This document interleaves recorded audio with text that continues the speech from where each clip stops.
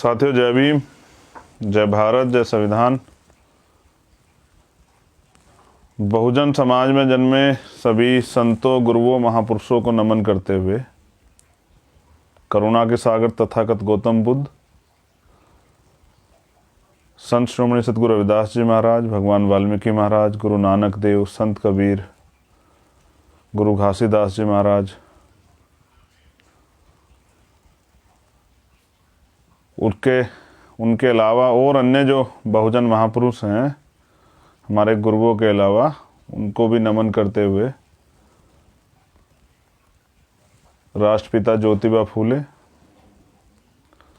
आरक्षण के जनक छत्रपति साहू जी महाराज, शिवाजी महाराज, संत गाडगे जी महाराज, पेरियर लल्लई यादव, पेरियर रामा नायकर स्वामी, बाबू जगदेव प्रसाद कुशवाहा, जननायक कपूरी ठाकुर, बिरसा मुंडा, बिजली पासी,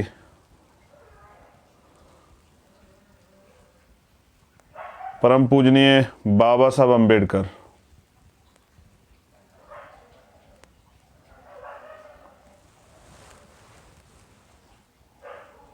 शहीद करतार सिंह सराभा, शहीद उधम सिंह, शहीद भगत सिंह, सर छोटू राम, मेरे गुरु, मेरे आदर्श मान्यवर साहब श्री काशीराम, जननायक कपूरी ठाकुर,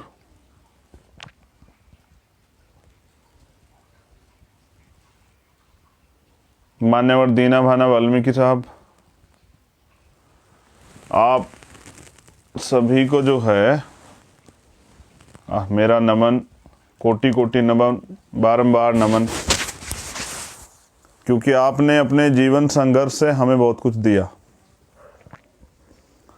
तो आपका बलिदान जो है वो अमूल्य है, उसको चुकाया नहीं जा सकता है। आज का लाइव जो है, ये लाइव तो मुझे कल या परसों में ही करना था, मगर मैंने थोड़ा सा लेट किया, क्योंकि मैं गंभीरता से इस पे बात रखना चाहता था। और मैं ये लाइव इसलिए कर रहा हूँ, आज का लाइव थोड़ा सा लंबा भी रहेगा, कि लोग इस लाइव की अहमियत को समझें। और हमारे जो कार्यकर्ता पदाधिकारी हैं या बहुजन समाज के जो लोग, SC ST OBC माइनॉरिटी के जो लोग हैं,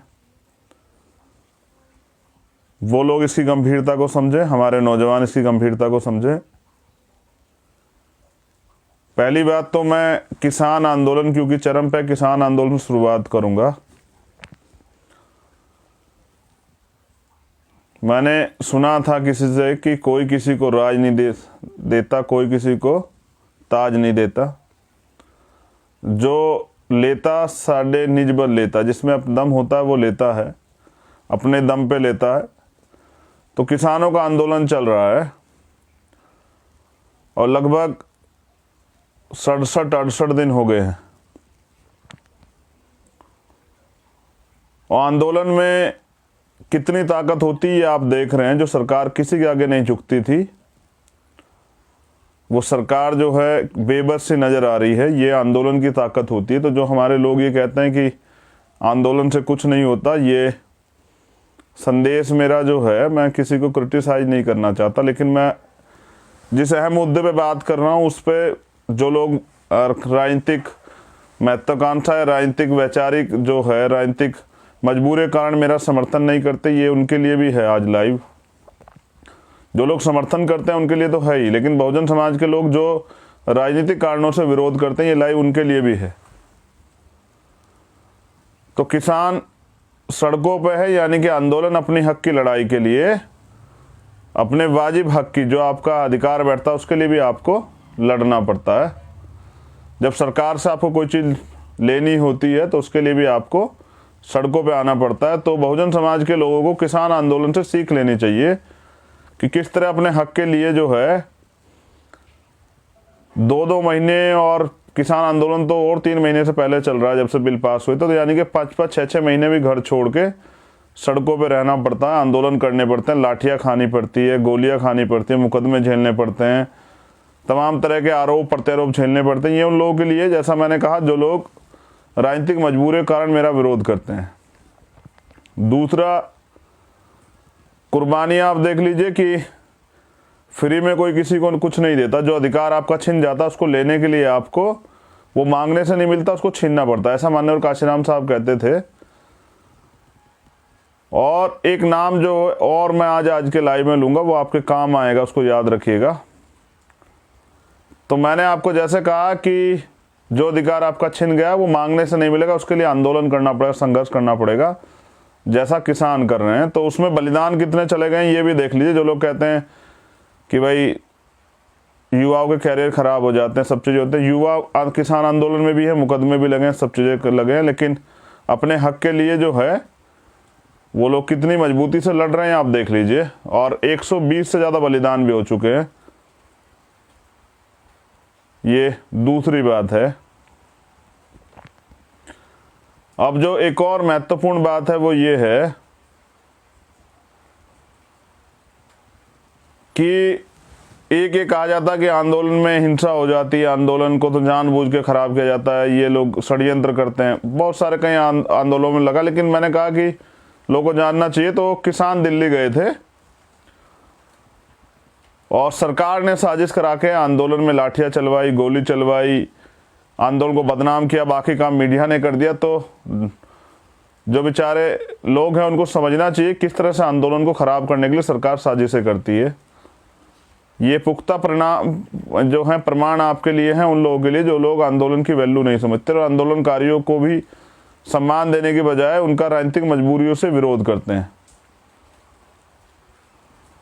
तो ये किसान आंदोलन जो है बहुत कुछ सीख देता है तमाम लोगों को, जो लोग आज आंदोलन कर रहे हैं किसी दल से या किसी संगठन से जुड़े हुए हैं, कि अपनी लड़ाई को जीतने के लिए कितनी परेशानियां, कितने तरह के अपमान, संघर्ष और आरोप प्रत्यारोप के बाद आपको ये लड़ना पड़ता है। तो बहुत सारे लोग आज इस बात से सीख ले लेंगे और वो समझ लेंगे किस तरह से आंदोलन को बदनाम करने के लिए सत्ता में बैठे लोग जो है सरकारी मशीनरियों का दुरुपयोग करते हैं, निर्दोष लोगों पे लाठी चलवाते हैं, आंदोलन को बदनाम करने के लिए अपने लोग भेज के हिंसा करवा देते हैं। और इसके आरोप जो हैं, जो लोग आंदोलन कर रहे हैं उनको झेलने पड़ते हैं। तो मजबूरी में जाता है आदमी, सड़क पे खुशी से तो नहीं जाता है। अब मैं एक नाम ले रहा था आपके सामने, अभी बजट पेश हुआ और बजट में पहले बात तो SC ST OBC के लिए तो कुछ नहीं है, क्योंकि बजट जो है वो कागजों में है, वो धरातल पे नहीं है। धरातल पे जब वो आएगा, धरातल पे उस पर काम होगा, आपको पता लग जाए। पहले भी पिछले साल का जो बजट था 2020 का, उसमें बहुत तमाम तरह के वादे हुए थे, वो वादे आज तक धरातल पे नहीं आए हैं। हम तो राष्ट्रीय स्तर पे जो हैं देखते हैं सरकार क्या कर रही है। लेकिन मैं ये कहना चाहता हूँ, एक जो बहुत गंभीर बात उसमें थी और ये लंबे समय चली आ रही थी, मैंने सोचा कोई और शुरुआत करेगा, कोई राजनीतिक दल करेगा, जो बहुजनों के हितैषी दल है वो करेंगे, कोई आएगा निकल के कोई बात करेगा। लेकिन जिस तरह से निजीकरण हो रहा है, सरकारी जो डिपार्टमेंट है, सरकार संस्थाओं है, जिनको जिस तरह से षड्यंत्र से ख़त्म किया जा रहा, मैं उस पर आज अपनी बात रखना चाहता हूं। तो SC ST OBC माइनॉरिटी के लोग, जैसा मैंने कहा कि वो लोग आज का लाइव जो है हमारे नौजवान ध्यान से सुने। अब इसको लाइव को डिस्टर्ब करने के लिए तमाम तरह सरकार के लोग लगेंगे और बहुत सारी चीज़ें करेंगे। मुझे तो आपको सब चीज़ों के लिए तैयार रहना पड़े, जैसे किसान रह रहे हैं। देखिए, वो जो सरकारी डिपार्टमेंट है, किन्होंने बनाए तो नहीं थे, सरकार के लोग हैं, लेकिन वो क्यों बने थे और उससे क्या लाभ हुआ, मैं आपको बहुत जल्द समझा दूंगा। ये सरकारी डिपार्टमेंट जो हैं, आरक्षण की व्यवस्था है देश के अंदर। 2 अप्रैल हुआ, 20 मार्च को एक ऑर्डर आया सुप्रीम कोर्ट से SC ST एक्ट पे। फिर 2 अप्रैल हुआ, 13-14 लोगों ने, 15-16 लोगों की शहादतें हुई। शहादतों के बाद जो है मुकदमे लगे, बहुत सारे लोगों ने झेला। उसके बाद जो है सरकार को वापसी करना पड़ा, बड़ा विरोध था, पूरे देश में हुआ था। किसान आंदोलन से भी बड़ा व्यापक था वो आंदोलन, इसलिए सरकार को घुटनों पे आना पड़ा था, तब जाके मिला था। सरकार ने वापसी किया, सुप्रीम कोर्ट ने माना कि नहीं गलत डिसीजन था, फिर वो डिसीजन भी वापसी हुआ। अब ये जो सरकारी संस्थाएं हैं, जब 2 अप्रैल के बाद सीधा सरकार को समझ में आ गया, आरएसएस और बीजेपी के लोगों, इनसे सीधा नहीं लड़ा जा सकता है। ये अपने अधिकारों के लिए ये तैयार हो चुके हैं। बाबा साहब अम्बेडकर अपने महापुरुषों को पढ़ के तैयार हो चुके हैं, सड़कों पे आ जाएंगे। तो इसलिए सीधा हमला ना करके अब सारे सरकारी डिपार्टमेंट को धीरे धीरे करके प्राइवेट किया जा रहा है। अभी कहा गया कि हम लोग बैंक प्राइवेट करेंगे, LIC जो तमाम जो इंश्योरेंस से जुड़े सेक्टर उनको प्राइवेट करेंगे, रेलवे को प्राइवेट करेंगे। काफ़ी सब चीज़ें पहले हो चुके। कहीं एयरपोर्ट जो है कि एयरपोर्ट से चौधरी चरण सिंह जी के नाम से, भारत के पूर्व प्रधानमंत्री हैं, लखनऊ में मैं एक बार आया तो अडानी एयरपोर्ट के नाम से मैंने देखा। मैं बात आपसे इसलिए कह रहा हूं कि बाबू जगजीवन राम जो हैं, उन्होंने बहुत नौकरियां देने का काम जो है शेड्यूल कास्ट के लोगों को किया। और जो आज के नौजवान हैं वो जान लें और पता कर लें कितनी नौकरियां जो है बाबू जगजीवन राम ने दी। और नौकरियों से क्या परिवर्तन होता है ये चंद्रशेखर आज़ाद से पूछे, मैं बताता हूं आपको। मेरे पिताजी जो हैं, मेरे पिताजी और उनके भाई जो हैं, वो 5 भाई हैं।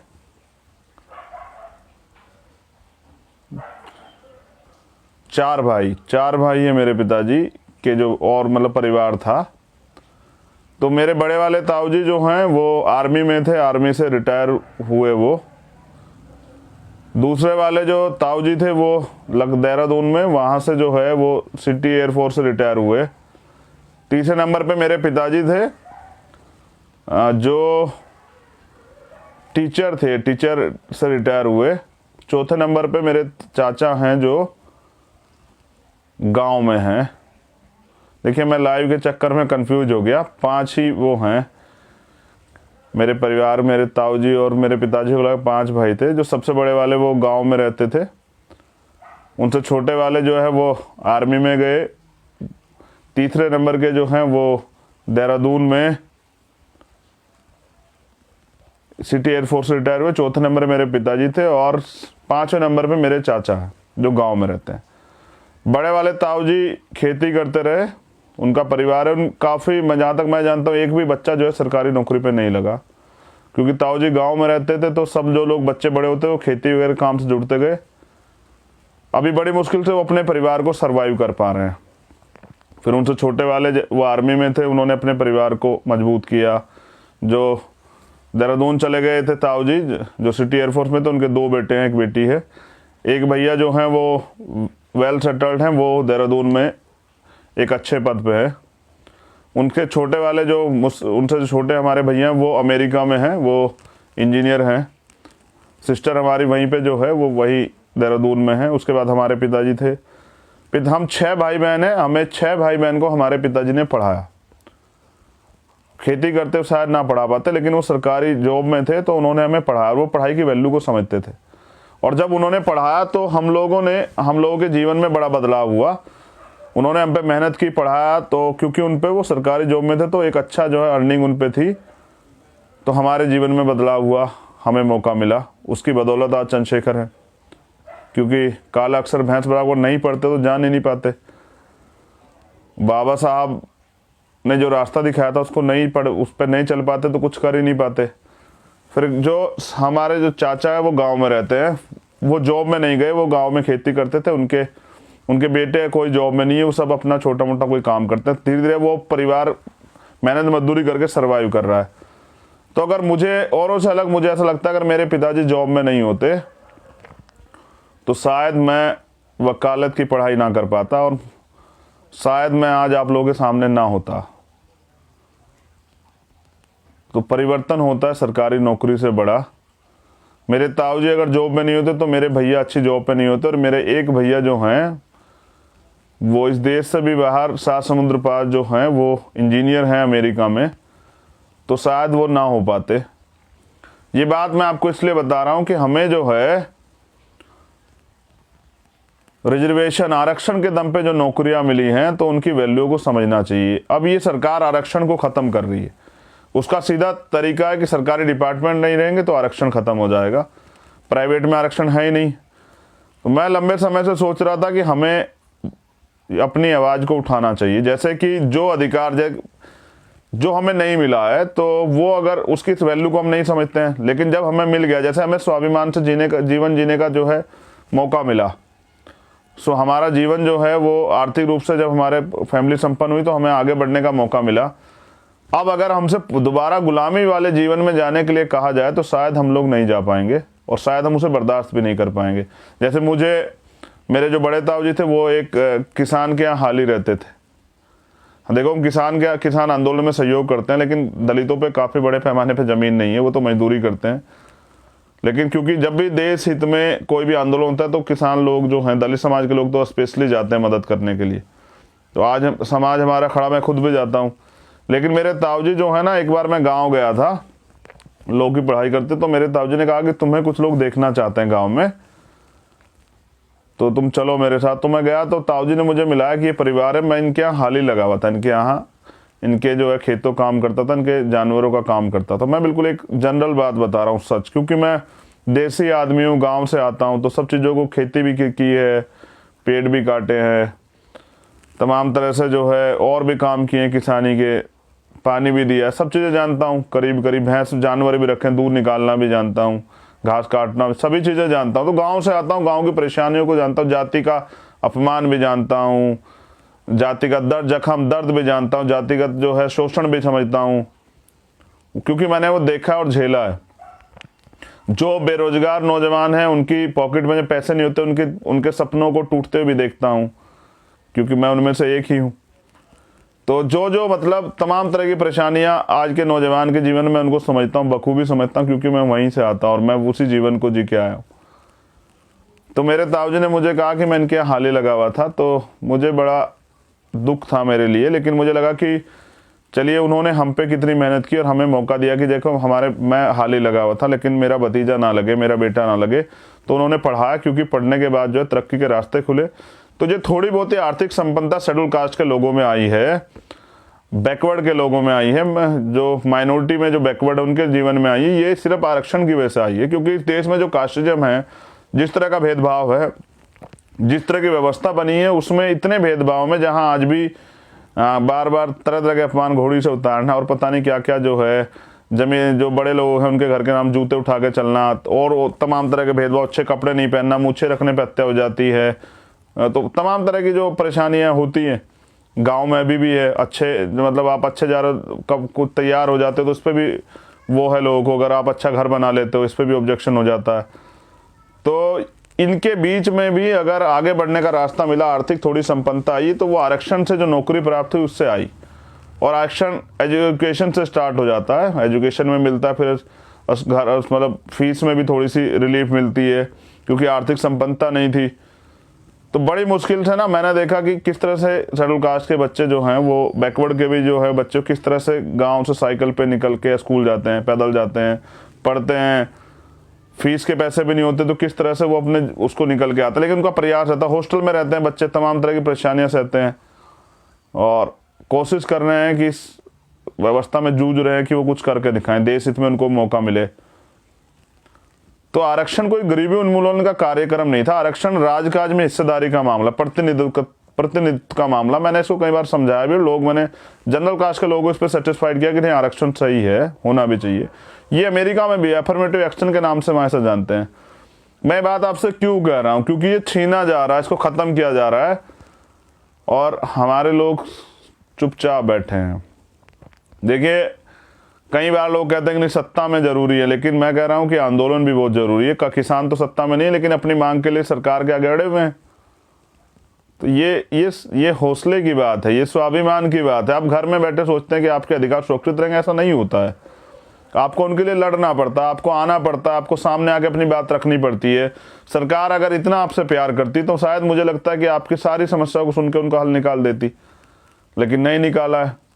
तो मुझे ऐसा लगता है कि हमें इस लड़ाई को लड़ना चाहिए। अब हम इंतजार नहीं कर सकते हैं। मैं नहीं चाहता कि ये बजट जो है ये पास और ये लागू हो, ये तमाम तरह की चीज़ें जो हैं सरकारी डिपार्टमेंट बिक जाएं, सरकारी नौकरियां ख़त्म हो जाएं। और मैं जनरल कास्ट के लोग भी इसको समझें कि सरकारी डिपार्टमेंट रहेंगे तो उनके बच्चे कहाँ से नौकरी कर पाएंगे, और किस तरह से पाल के तैयार करते हैं, मेहनत करते हैं। मेरे पिताजी चाहते थे कि हमारे छोटे वाला भाई जो इंजीनियर बने, तो उन्होंने खूब उसके लिए मेहनत की, अच्छे कॉलेज में एडमिशन दिलाया और तमाम तरह से मेहनत की, ट्यूशन और सब चीज़ें रखी।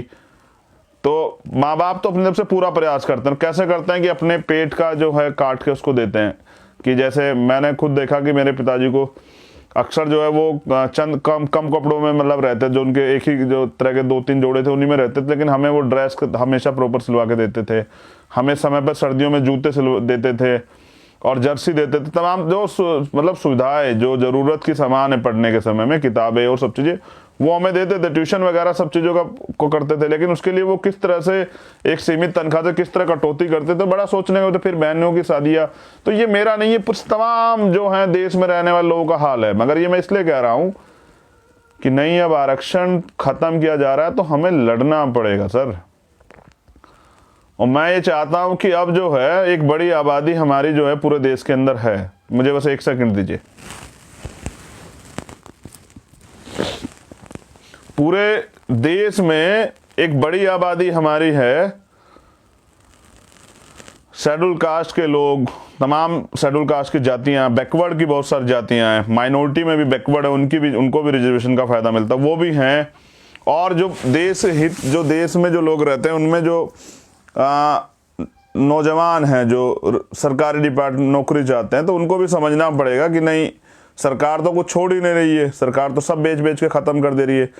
तो हमारे ये भी मांग रहनी चाहिए कि चलिए, अगर आप कहते हैं कि वक्त की ज़रूरत है कि सरकार डिपार्टमेंट ख़त्म करने पड़ेंगे, तो मैं चाहता हूँ कि प्राइवेट में जो है आरक्षण की व्यवस्था की जाए, क्योंकि मुझे लगता है अगर हमारे लोग वहाँ नहीं होंगे तो हमारी बात ही नहीं होगी, कोई हमें मैनेजर नहीं बनाएगा। सब लोग चाहेंगे हम लेबर क्लास ही बन रहे हैं, लोग जिस तरह हमारे बारे में सोचते हैं इस व्यवस्था में। तो जहां आज भी देखें न्यायपालिका है, लेकिन न्याय तो नहीं मिलता है। न्याय के लिए तो आंदोलन करने पड़ते हैं। कानून व्यवस्था है, लेकिन पुलिस FIR तो नहीं लिखनी पड़ती, उसके लिए तो धरने प्रदर्शन करने पड़ते हैं। अभी आकाश पाल का मामला देख लीजिए मेरठ का। अगर हम न्याय के लिए लड़ने जाते हैं तो पीड़ित परिवार पे लाठियां चला दी जाती है। मुझे बड़ा दुख है, मेरी माताओं बहनों पे वहाँ पाल समाज की लाठियां चली, बहुत दुख है। लेकिन मैं क्यों बता रहा हूँ कि सब चीज़ें हैं और सब लोग हैं, लेकिन मुझे लगता है कि हमारे लोग नहीं है सिस्टम में, तो हमारे लिए नहीं कुछ हो रहा है। तो ये आरक्षण जो है, जिसकी वजह से मेरे ताऊ जी, मेरे पिताजी एक सम्मानित जीवन जी पाए, मैं इसको ख़त्म नहीं होने दूंगा। और मैं हम की बात कर रहा हूँ, हम सब लोगों को इसके लिए लड़ना चाहिए। आने वाले कल में मैं शुरुआत करता हूँ। मैं कहता हूँ कि मैं देखना चाहता हूँ कितने लोग इस लड़ाई में साथ देने के लिए तैयार हैं। देखिए, आपको किसानों से सीख लेनी चाहिए। जो अधिकार सरकार ने उनके अब ख़त्म किए हैं, उसके लिए वो लड़ रहे हैं। जो कानून के खिलाफ बनाए उसके लिए वो लड़ रहे हैं। MSP पे जिस पे वो कानून चाहते हैं उसके लिए लड़ रहे हैं, लेकिन जो हमें मिला है वो ख़त्म किया जा रहा है, उसके लिए हम लोग नहीं लड़ रहे। तो इसका मतलब हमारा जो है वैचारिक दरिद्रता जो है वो हम पे हावी है, मानसिक गुलामी हमारे ऊपर हावी है कि हमारे अधिकार छीने जा रहे हैं और हम लोग नहीं लड़ रहे हैं। हम लोग इंतजार कर रहे हैं कि अपने आप बचेंगे। ऐसा कभी कुछ नहीं हुआ है कि कुछ बच गया हो। जब एक पूरी ताकत लगी हो आपके अधिकार छीनने में, तो बचने का मतलब नहीं बनता है, फिर आपको लड़ना पड़ेगा। और मैं ये कहना चाहता हूं पूरे देश में रहने वाले नौजवानों से, शेड्यूल कास्ट, बैकवर्ड के, माइनॉरिटी के नौजवानों से, कि साहब कब लड़ेंगे? जब सरकार सब कुछ खत्म कर देगी, जब सरकार BHL बेच देगी, कॉल बेच देगी, सेल बेच देगी, भारत पेट्रोलियम, काफ़ी चीज़ें बिक भी चुकी हैं, जब तमाम एयरपोर्ट और सब चीज़ें प्राइवेट हो जाएंगी, तो आपको कौन देगा वहाँ कुछ? और फिर प्राइवेट का हालात आप जानते हैं, प्राइवेट तो गुलामी है। जैसे मैं एक ही इशू पे बात करूँगा, सफाई कर्मचारियों का आप काम देख लीजिए। कॉन्स्टिट्यूशन में प्रोविजन था, बाबा साहब जानते थे और बाबा साहब ने किया भी, कि कोई भी कार्य जो है, जो दैनिक कार्य है, वो ठेकेदारी पर नहीं होगा। लेकिन जब सफाई कर्मचारी यानी कि वाल्मीकि समाज के लोग जो, या शेड्यूल कास्ट के जो चमार जाति के लोग हैं, वो सफाई का काम करते हैं, जब वो लोग करते थे सफाई काम और सरकारी डिपार्टमेंट के थ्रू करते हैं, सरकारी नौकरी थी, तो जब 50-60 हज़ार रुपये तनख्वाह मिलती थी, तो मेरे बाप दादाओं ने सोचा कि नहीं, मैं अपने बच्चे को ये जीवन नहीं जीने दूंगा, मैं उसको डॉक्टर इंजीनियर बनाऊंगा। बाबा साहब ने कॉन्स्टिट्यूशन में हमें भी राइट दिए हैं, मैं उसको पढ़ाऊंगा अच्छा। और जब ये लोग डॉक्टर, इंजीनियर, जज, वकील, IAS IPS बनने लगे, तो सिस्टम को दिक्कत हो गई। तो उन्हें लगा कि सफाई का काम कौन करेगा, तुम्हारी मजदूरी कौन करेगा, तुम्हारे खेतों में हल कौन चलाएगा, तुम्हें कौन जो है ये किस पे राज चलाओ, किसका शोषण करोगे, किसको जाति की वजह से प्रताड़ित करोगे, ये कहाँ मिलेंगे लोग तुम्हें। तो उन्होंने, सिस्टम में बैठे लोगों ने वहाँ ठेकेदारी प्रथा कर दी। आज 7,500 रुपये, 8,000 रुपये, 11,000 रुपये पे है। तो उसमें क्या होता है कि वो इतना पैसा है कि जिसमें आदमी रोटी बड़ी मुश्किल से मिलती है, तो फिर वो अपने बच्चों को कहाँ से पढ़ाएगा। तो एक तरह से गुलामी में धकेलने का जो है पूरा सिस्टम है कि लोग जो हैं अपने पेट की भूख के लिए, यानी कि अपने बच्चों का पेट भरने के लिए, उनकी दवाई के इलाज के लिए, अपने घर की रिपेयरिंग के लिए, अपना घर बनाने के लिए सारी जिंदगी संघर्ष करते रहे।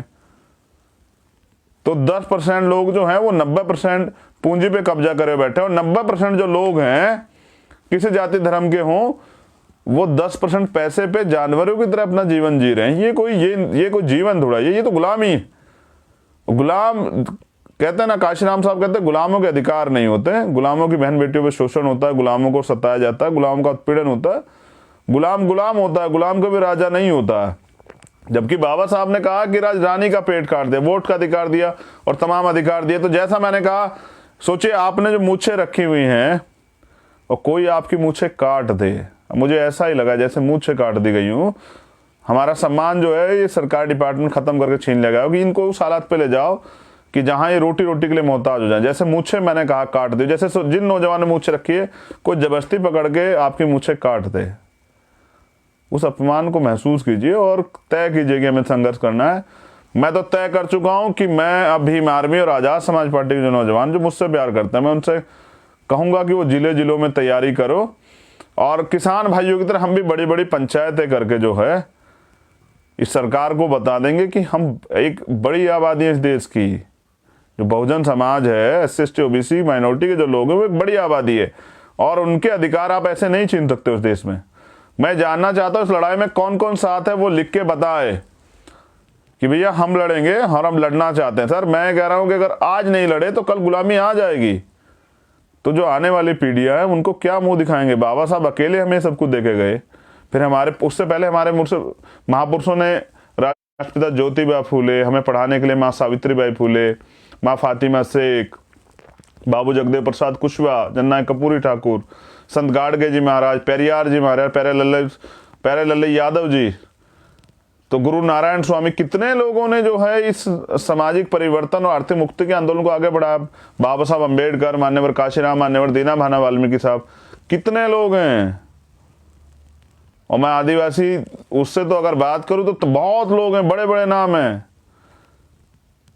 जिन लोगों ने ये संघर्ष किया स्वाभिमान के लिए। तो मैं कल को एक बार हम लोग कल्पना करते हैं, ये मैंने आज एक कुर्ता पहना, ये कुर्ता जो है मुझे जब मैं फरारी में था तो पंजाब से एक परिवार ने दिया था, मैं उनका धन्यवाद करता हूँ। और ये कपड़ा जो है एक हमारे जो डेरा सचखंड बल्ला, वहाँ से के जो गुरुजी उन्होंने मुझे दिया था कि ये कपड़ा मतलब सम्मान के तौर पे दिया था, वहाँ पंजाब में इस तरह का रिवाज है। तो मैंने सोचा कि आज यही पहन लेता हूँ, गुरुओं का आशीर्वाद भी रहेगा।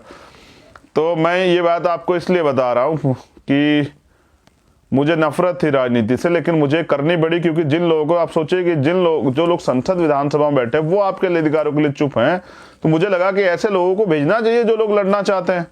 वो पूरे देश में ऐसे लोगों की संख्या बहुत है, ऐसे नौजवान, ऐसे योग्य व्यक्ति जो हैं जिनको मौका नहीं मिला बहुत हैं, जो गरीबी की वजह से पैसा ना होने के कारण राजनीति में नहीं कर पाए, तो उनके लिए ये प्लेटफॉर्म है कि वो लोग करेंगे। लेकिन अभी जो इशू है वो मेन ये है कि हमें अपने अधिकार की सुरक्षा कैसे करनी है। तो मैं ये कहता हूं कि मैं लगातार बात करूंगा, मैं कल 2-4 दिन फिर लाइव आऊंगा और मैं लोगों से कहूंगा कि वो लोग तैयार हो जाएं, वो मुझे भेजे मैसेज, मुझे संदेश भी दे, मुझे सुझाव भी दे कि भैया हम लोग ऐसे कर सकते हैं, ये भी कर, सब लोग अपने अपने सुझाव भी भेजें और सब लोग जो हैं ये तैयारी भी करें कि अब हमें करना है। जैसे किसानों ने अपना दबाव बनाया है अपनी मांगों को लेकर, इस तरह से हम भी इस देश के प्राइम मिनिस्टर को, इस देश सरकार को ये बताना चाहते हैं कि ये आपके बाप दादाओं की बनाई हुई सरकारी संस्थाएं नहीं जिनको बेच रहे हो।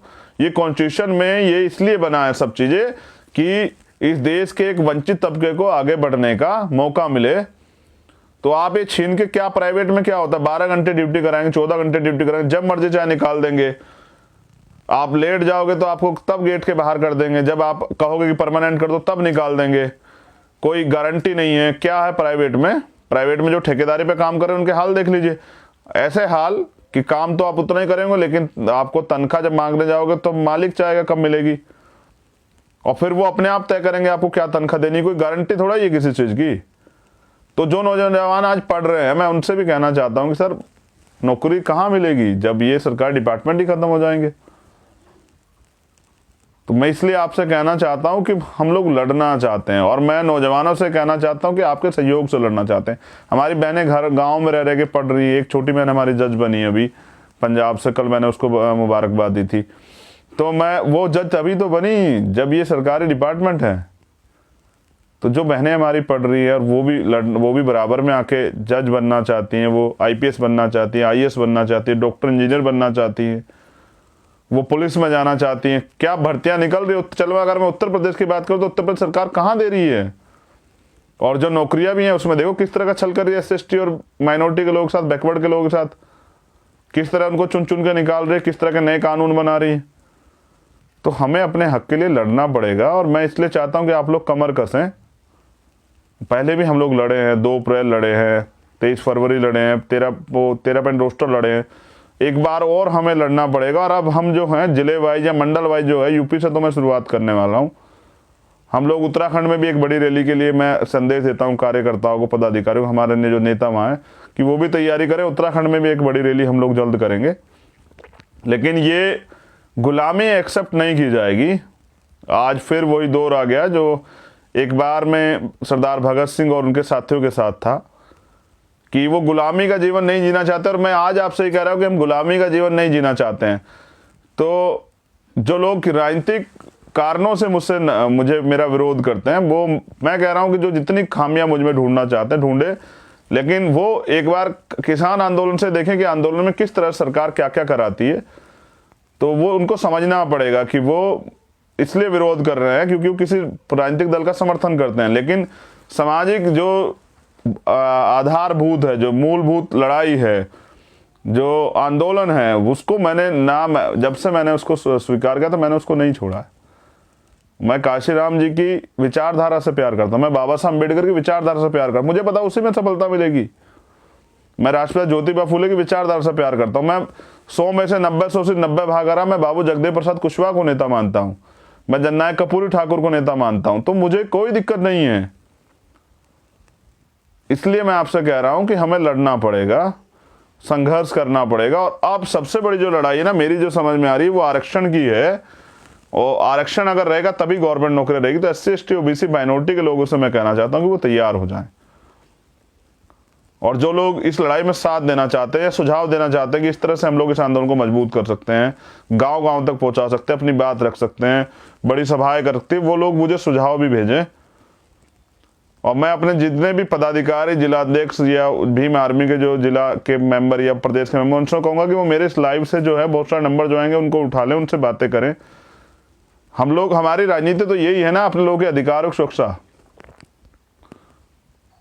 मेरे लोगों का अधिकार मेरा स्वार्थ, ये सुना था ना आपने। यही तो लड़ाई, यही तो राजनीति है। राजनीतिक इसलिए तो है कि लोग आपको वोट देते हैं और आप उनके अधिकार सुरक्षा करते हैं, उनके लिए नीतियां बनाते हैं, लेकिन आप तो वोट लेके भूल जाते हैं। तो इसलिए मैं कह रहा हूं कि हमारी तो राजनीति ये है कि अपने लोगों के अधिकार, सम्मान की सुरक्षा करनी है, उनके स्वाभिमान की सुरक्षा करनी है, उनके जीवन की सुरक्षा करनी है, उनके लिए रोजगार, उनके लिए तमाम संसाधन जो हैं वो तैयार करने हैं, उनके आर्थिक मुक्ति का रास्ता खोलना है, उनको आर्थिक सशक्त करना है। जो कॉन्स्टिट्यूशन जो सुविधाएं देता है, रोटी, कपड़ा, मकान, चिकित्सा शिक्षा, सुरक्षा और स्वास्थ्य, रोजगार, ये सब चीजें उनको देनी है। तो ये तभी तो देंगे जब कलम की ताकत हमारे हाथ में आएगी। इसलिए जो है पहले आंदोलन अपना मजबूत करना पड़ेगा, अपने लोगों को तैयार करना पड़ेगा। और जो गरीब माँ बाप अपने बच्चों को पढ़ा रहे हैं वो तो सोचें कि नौकरी कहाँ से मिलेगी सर, जब रोजगार ही खत्म हो जाएगा, जब सरकार डिपार्टमेंट ही खत्म हो जाएंगे, तो कहाँ आप आर्थिक रूप से इतने सशक्त हैं कि बिजनेस कर पाएंगे। और यहाँ इतने बड़े बिजनेसमैन हैं जो देश के प्राइम मिनिस्टर को अपनी उंगलियों पर चला दें, अपने तरीके से चला दें, अपने तरीके से मोड़ दें, तो वहाँ आप कहाँ उनका सामना कर पाएंगे। इसलिए मैं कहना चाहता हूं कि अब इस लड़ाई को आप समझिए, जिम्मेदारी से समझिए। और मैं इसीलिए हूं और मेरी यही पहचान है कि मैं जब तक हूं, मुझे घमंड नहीं है लेकिन गर्व इस बात का जरूर है कि मैं इस लड़ाई को कमजोर नहीं पड़ने दूंगा। आपने मुझ पे भरोसा किया, मैं इस लड़ाई को पूरी ईमानदारी से लड़ता रहूंगा और आगे बढ़ाऊंगा। लेकिन बाबा साहब के सपनों का भारत बनाए बगैर हम लोग नहीं रुकेंगे। तो जो मैंने हाल बताया वो सभी परिवारों का हाल है, क्योंकि मैं गांव में रहता और गांव के लोगों से परिचित। तो जो हमारे आने वाले कल में जो हमारी राजनीतिक होगी, तो वो बिल्कुल साफ है कि हमें करना है। जिनके लिए नहीं हुआ उनके लिए करना है, जिनके पास नहीं है उनको देना है। लेकिन अभी हमें सरकार को भी बताना है कि जन आंदोलन से हम सरकार को बताएं कि आप नहीं छीन सकते हैं। आप जो हमारी ताकत को, हमारे अधिकारों को छीनना चाह के हमें वापस बेबस गुलामी की ज़िंदगी में ले जाना चाहते हैं। हम जो शेड्यूल कास्ट से मतलब हरिजन से शेड्यूल कास्ट बने हैं, पिछड़ों से जो हैं बैकवर्ड के लोग बने हैं, उनको जो आप छीनना, उनको जो वापस हमें वहीं ले जाना चाहते हो उस व्यवस्था में कि हम आपके यहाँ गुलामी करें, आप वो नहीं होगा अब इस देश में। जब तक बाबा साहब के बच्चे हैं, जब तक भीम आर्मी है, जब तक बहुजन समाज के लोग हैं, तब तक ये नहीं होगा। तो मैं जल्द फिर लाइव आऊँगा और आपसे बात करूँगा। तब तक मैं ये चाहूँगा कि आपकी तरफ से बहुत सारे संदेश आए इस लाइव पे, जहाँ जहाँ आप लोग तैयार हैं इस लड़ाई को लड़ने के लिए। और मैं जिले जिले जाके लोगों को, नौजवानों को तैयार करूँगा कि वो कमर कसें। सरकार को फिर हम बताएंगे जिले स्तर पे भी, प्रदेश स्तर पे भी और राष्ट्रीय स्तर पे हम बताएंगे कि हम कितनी बड़ी ताकत रखते हैं। तो जिस तरह से 2 अप्रैल का आंदोलन हुआ था, आप तैयारी कीजिए। और मुझे किसान आंदोलन ने बड़ा बल दिया और किसान आंदोलन ने बहुत कुछ सीखने का मौका भी दिया है। लेकिन अब हमें किसान आंदोलन के को तो सहयोग करना ही करना है। उनके जो आंदोलन का जो वो भी एजेंडा आता है, जो वो नया वो करेंगे कि भाई इसमें सहयोग करना, उसको तो करना ही करना है। चक्का जाम तमाम तरह की चीज़ों को सहयोग करना है। लेकिन अब हमें जो पिछले दरबार से हमारे अधिकार खत्म हो रहे हैं, उनके लिए भी तैयार रहना। तो स्पेशल ये जिम्मेदारी मैं बैकवर्ड के लोगों को तो कहना ही चाहता हूँ, वो भी तैयार नहीं। शेड्यूल कास्ट के नौजवान से कहना चाहता हूँ, अनुसूचित जाति के जो नौजवान है उनसे कहना चाहता हूँ कि आप पे तो खेती भी नहीं है, आप पे तो कुछ भी नहीं है, आप पे तो आर्थिक मजबूती भी नहीं है, आप तो इसी के भरोसे है ना। तो फिर तैयार हो जाइए और सीख लीजिए किसान आंदोलन से, सीख लीजिए Singhu border, Tikri border, Ghazipur border, Shahjahanpur border, धारू डबर, तमाम जगह देखिए कि नौजवान कितने बड़े पैमाने में उस आंदोलन में अपने अधिकारों की सुरक्षा के लिए, अपने हक के लिए खड़े हैं। तो अब आप भी तो तैयार हो जाइए, लिखिए, कहिए कि साडा कित्थे रख, तभी जो हमारा अधिकार है, जो बाबा साहब अम्बेडकर देंगे, उसको नहीं छीनने देना है। और अगर वो हमारे होते छिन जाता है तो फिर घमंड करने से कोई फ़ायदा नहीं है। तो जय भीम, जय भारत। हमारी बहनों, माताओं को, हमारे नौजवान साथियों को, हमारे बुजुर्गों को, वैचारिक रूप से बाबा साहब अम्बेडकर को ही हमारे नेता हैं, एक सोशल रिफॉर्मर बड़े, जिनकी वजह से हमें बोलने की, कहने की, सुनने की आज़ादी मिली, अच्छे घरों में रहने की मिली। लेकिन राजनीतिक रूप से मान्यवर काशीराम साहब मेरे गुरु हैं, मान्यवर दीना भाना वाल्मीकि मेरे गुरु हैं, मान्यवर जननायक कपूरी ठाकुर मेरे गुरु हैं, बाबू जगदेव प्रसाद कुशवाहा मेरे गुरु हैं, सर छोटू राम मेरे गुरु हैं। मुझे कहने में कोई आपत्ति नहीं है, जिन लोगों ने कुछ करके दिखाया अपने दम पे, वो सब मेरे गुरु हैं। मैं संत गाडगे जी महाराज को भी गुरु मानता हूँ, मैं प्यारे लल्लई यादव को भी गुरु मानता हूँ, मैं पेरियार रामानायकर स्वामी को भी गुरु मानता हूँ।